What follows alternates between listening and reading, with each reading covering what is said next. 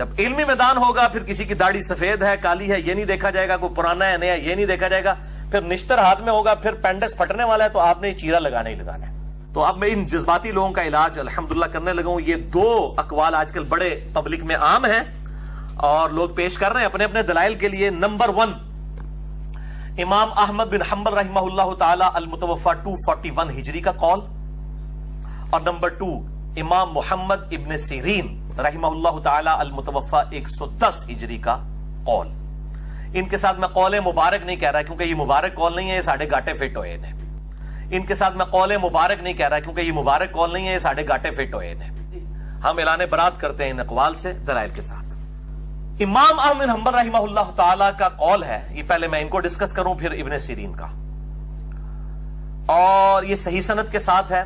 تو ان کے مقابلے پہ امام احمد بن حنبل رحمہ اللہ تعالی نے کہا تھا کہ ان کے یعنی معتزلہ اور ہمارے درمیان جو فرق ہے وہ ہمارے جنازے کریں گے۔ اندازہ کرو، انا للہ و انا الیہ راجعون۔ بسم اللہ الرحمن الرحیم۔ السلام علیکم دوست، آپ نے دیکھا اور سنا انا للہ و انا الیہ راجعون پڑھا، امام احمد بن حنبل رحمۃ اللہ علیہ کے قول پر انا للہ و انا الیہ راجعون پڑھا، اور یہ بتانا چاہا کہ میرا علم ان سے زیادہ ہے، نعوذ باللہ من ذالک۔ میں ان کے جو پینڈس پھٹنے والا ہے اس کو میں چیرا دوں گا، چاہے وہ پرانا بزرگ ہو چاہے وہ نیا بزرگ ہو۔ میرے پاس ایک نشتر ہاتھ میں، علم کا نشتر، واہ جی واہ۔ نہ یہ عالم ہے، نہ یہ مفتی ہے، نہ کسی اس نے صحیح طور پر مدرسے سے پڑھا ہے، نہ دینی تعلیم اس نے صحیح حاصل کی ہے، اور یہ اب چیرے دینے لگا ہے ایسے بڑے بڑے اماموں کو۔ امام محمد بن سیرین رحمۃ اللہ علیہ جو 70 صحابہ کے شاگرد اور تابعی ہیں، یہ بد اخلاقی ہے میرے بھائیوں۔ آپ کو بتانا مقصد یہ ہے کہ اس طرح کے بد اخلاق لوگوں کو جب آپ سنیں گے تو آپ اس طرح بد اخلاق بن جائیں گے، آپ اس طرح گستاخ بن جائیں گے۔ اگر آپ کو واقعی اختلاف ہے آپ کریں، 100 بار کریں، لیکن کیا یہ زبان استعمال کرنا یہ صحیح رہے گا؟ اور خود اس نے یہ بتایا کہ جناب معتزلہ کے سامنے امام احمد بن حنبل رحمۃ اللہ علیہ نے فرمایا کہ آپ کے اور ہمارے درمیان جو ہے وہ فیصلہ جنازے کریں گے۔ ظاہر ہے ایسے اماموں کو لوگ مانتے تھے، اب بھی مانتے ہیں، ان سے محبت کرتے تھے، ان سے پیار کرتے تھے، ان کی تعلیمات پہ چلتے تھے، تو ان کے جنازوں میں پھر اسے لاکھوں کی تعداد میں آتے تھے۔ تو صحیح کہا انہوں نے۔ اور جواب کیا دیتا جناب، اگر امام احمد بن حنبل رحمۃ اللہ علیہ کا قول صحیح ہو تو پھر حضرت عثمان غنی رضی اللہ تعالیٰ عنہ کے جنازے میں تو 2 لائنیں تھی، فلاں کے جنازے میں تو 2 لائنیں۔ وہ جتنے واقعات آگے بتاتا ہے وہ سارے وہ واقعات ہیں جو ایک مخصوص حالات کے واقعات ہیں۔ جس طرح حضرت عثمان غنی رضی اللہ تعالیٰ عنہ کی شہادت ہوئی اور باقی مدینے میں موجود تھے، پھر کم لوگ جنازے میں آئے، تو وہ حالات اور تھے۔ جتنی مثالیں دیتا ہے وہ اس طرح کی مثالیں دیتا ہے۔ اور حضرت امام احمد بن حنبل رحمۃ اللہ علیہ کا جو قول ہے وہ عام حالات میں ہے، خاص واقعات خاص حالات کے لیے نہیں ہے۔ اس طرح عوام کو دھوکہ دینا اور اماموں کے بارے میں اس طرح کی زبان استعمال کرنا، یہ کوئی اچھے انصاف اور اخلاق والا آدمی نہیں ہو سکتا۔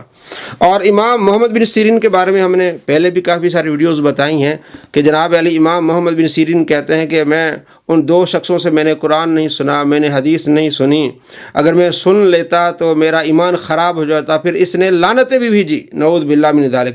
اس کا جو پرانا کلپ ہے اس میں اس نے امام محمد بن سیرین پر لعنت بھیجی کہ جو یہ کہے کہ میں قرآن سنوں گا تو میرا ایمان خراب ہو جائے گا، میرا عقیدہ خراب ہو جائے گا، وہ پہلے بد عقیدہ ہو چکے، اللہ کے اوپر لعنت ہو۔ حالانکہ امام محمد بن سیرین نے ایسی بات ہی نہیں کی۔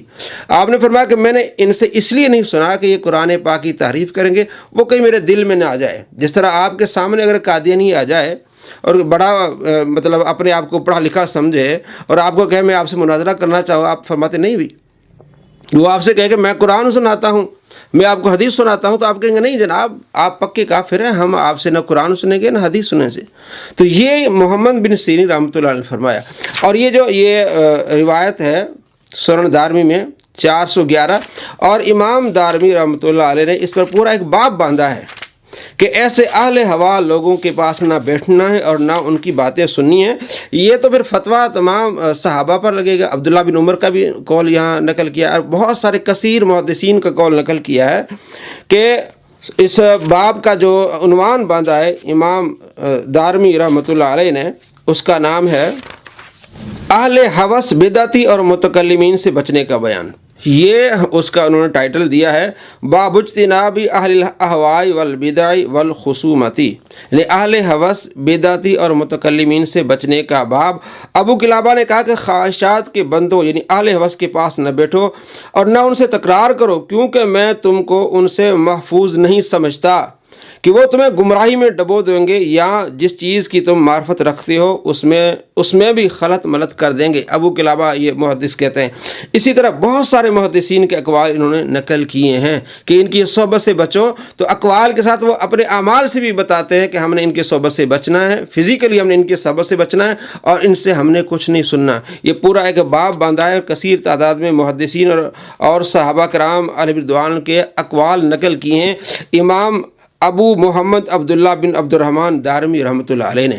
تو کس انداز اس نے بات کی جناب امام احمد بن حنبل کے بارے میں، اور آگے چل کے جس انداز سے بات کرتا ہے امام محمد بن سیرین کے بارے میں۔